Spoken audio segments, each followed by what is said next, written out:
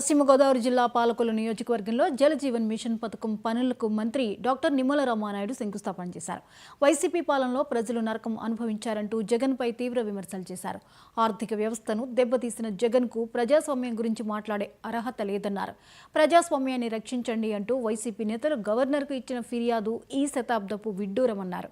రైతులకు 20,000 అందించే అన్నదాత సుఖీభవ పథకాన్ని కూటమి ప్రభుత్వం అమలు చేస్తుందని తెలిపారు.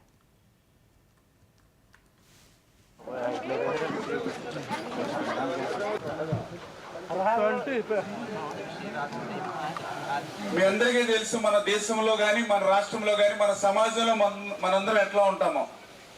కనీసం మనకు హాని చేసేటువంటి పాముని కూడా చంపడానికి 1-4 సార్లు ఆలోచిస్తాం చాలా మంది.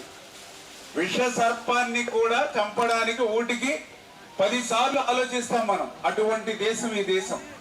అటువంటి దేశంలో మరి ఆ రోజు ముఖ్యమంత్రి జగన్మోహన్ రెడ్డి గారు ఉదయం మీటింగ్ పెట్టుకుని సాయంత్రం ప్రజావేదికని కూలగొట్టేయండి అని అంటే, మొన్ననే ఆ ప్రజావేదికని కూలగొట్టి 5 సంవత్సరాలైంది, ఇంకా శిథిలాలు అక్కడే ఉన్నాయి.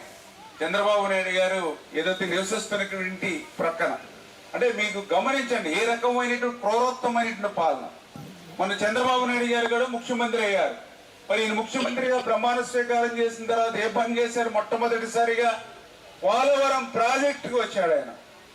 పోలవరం ప్రాజెక్టుకి వచ్చి మూలన పడిపోయింది. పోలవరం ప్రశ్నార్థకం అయిపోయినటువంటి ప్రాజెక్టుని మళ్ళీ వేళ పట్టాలు ఎక్కించి రైతాంగానికి సేవ చేయాలని పోలవరాన్ని వేళ పని పూర్తి చేస్తూ ఉన్నారు. రేపు 2027 డిసెంబర్ కల్లా పూర్తి చేయాలని.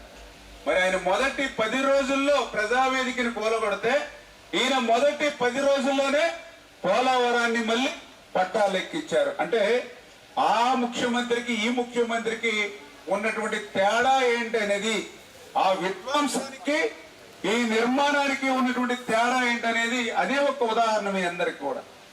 మరి ఆ రోజు సరిగ్గా ఆనందంగా సంతోషంగా మరి నవ్వుకోవడానికి కూడా స్వేచ్ఛ ఉండేది కాదు.